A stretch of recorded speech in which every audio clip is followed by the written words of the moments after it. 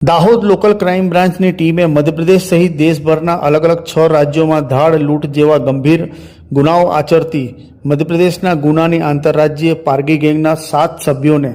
દાહોદ નજીકથી હથિયારો અને ચોરી લૂંટમાં ઉપયોગી સાધનો સાથે ઝડપી લેવામાં સફળતા સાંપડી છે। ચોંકાવનારી બાબત એ છે કે ઉપરોક્ત આરોપીઓ દિવસ દરમિયાન પોલીસને આંખમાં ધૂળ નાખવા માટે રમકડા વેચતા હતા અને રાત્રે લૂંટની રેકી કરી ગુનાહિત પ્રવૃત્તિઓને અંજામ આપતા હોવાનું સામે આવ્યું છે। આ સ્ફોટક માહિતીઓ પોલીસ તપાસ દરમિયાન બહાર આવી છે। નોંધનીય બાબત છે કે દાહોદ શહેર તેમજ આસપાસના વિસ્તારમાં આ ધાડ લૂંટ કરતી ટોળકી કોઈ ગુનાહિત પ્રવૃત્તિને અંજામ આપે તે પહેલાં જ લોકલ ક્રાઇમ બ્રાન્ચની ટીમે તેઓને ઝડપી પડ્યા છે। નોંધનીય બાબત એ છે કે ઉપરોક્ત પકડાયેલા 7 સભ્યોમાંથી 3 સભ્યો ઉપર 63થી વધુ આવા પ્રકારના ગંભીર ગુનાઓ આચર્યા હોવાનું સામે આવ્યું છે। દાહોદ જિલ્લામાં મિલકત વિરુદ્ધના અને શેર સંબંધી ગુના અટકાવવા માટે જિલ્લા પોલીસ વડા શ્રી રવિસિંહ જાડેજા સાહેબની સૂચના અને માર્ગદર્શન હેઠળ દાહોદ લોકલ ક્રાઇમ બ્રાન્ચના પીઆઈની ટીમ પેટ્રોલિંગમાં હતા। એ દરમિયાન તેમને મળેલી માહિતી આધારે એક આંતરરાજ્ય ગેંગ ધાડપાડોની ગેંગ જે તીક્ષ્ણ હથિયાર અને ઘરફોડ લૂંટ ધાડ કરવાના સાધનો લઈ અને દાહોદના હાઈવે વિસ્તારની આસપાસમાં ભટકી રહી છે એ પ્રકારની માહિતી મળતા એલસીબીની ટીમ દ્વારા સમગ્ર વિસ્તારને કોર્ડન કરી સર્ચ ઓપરેશન હાથ ધરવામાં આવ્યું હતું અને સર્ચ ઓપરેશન દરમિયાન 7 જેટલા ઇસમો છે એ પકડવામાં આવ્યા હતા અને આ લોકોને ચેક કરતા તેમની પાસેથી અલગ અલગ હથિયારો જેમ કે છરા, કટર, ઘણ,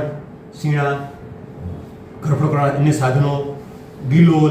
અને તીક્ષ્ણ હથિયારો મળી આવ્યા હતા। આ લોકોની પૂછતાછ કરતા એવું જણાવ્યું હતું કે દાહોદ જિલ્લાની અંદર તે લોકો ભેગા થઈ અને તક મળેથી ધાડ પાડવાનો ઈરાદો ધરાવે છે અને આ દરમિયાન કોઈ વ્યક્તિ આવે તો એમના પર એસોલ્ટ કરવાની પણ પૂર્વ તૈયારી સાથે અને પૂર્વ કાવતરાથી આવેલા છે।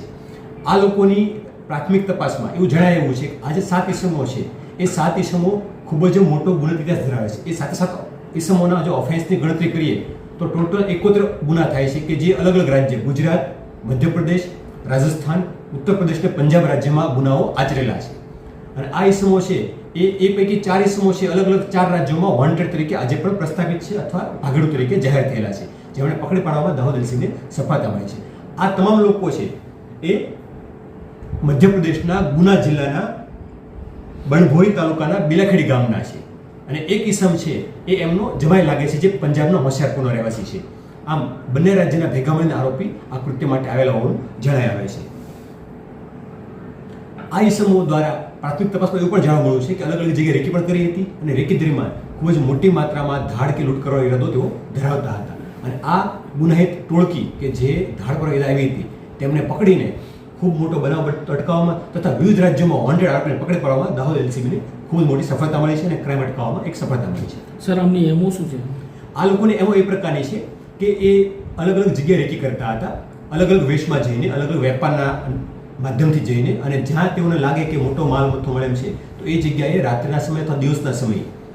પોતાના હથિયાર સાથે જવાનું અને જો કોઈ વ્યક્તિ પ્રતિકાર કરે તો એમના પર એસોલ્ટ કરવાની ટેવ ધરાવે છે અને આ પ્રકારનો ગુનાને અંજામ આપે છે। એમની હિસ્ટ્રી જોવામાં આવે તો એમના પર ચોરી,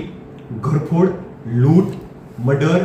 અને એક્સટોર્શન સહિતના વિવિધ ગુનાઓ દાખલ થયેલા છે અને ખૂબ જ ગંભીર પ્રકારના ગુનાની માનસિકતા ધરાવતી આ ગેંગ જણાયેલી છે। અત્યારે એમની પાસેથી કયા હથિયારો કે અત્યારે એમની પાસેથી મુદ્દામાલની અંદર લાકડા અથવા છરા મળી આવ્યા છે 4-5, ગ્લોલ 3 મળી આવી છે, ઘણ, દસ્તા 2 નંગ મળી આવ્યા છે, હાઇડ્રોલિક કટર કે જે ગ્રીલ કાપવામાં કે તાળા કાપવા ઉપયોગી થઈ છે એ મળી આવી છે, મોબાઈલ ફોન મળી આવ્યા છે અને મોબાઈલ ફોનનો ટેકનિકલ સર્વેલન્સ કેની તપાસ હાલમાં ચાલુમાં છે। આરોપીનું પ્રોડક્શન કોર્ટમાં કરાવાયું હતું, તેમને આવતીકાલ સુધીના રિમાન્ડ પણ મળેલા છે।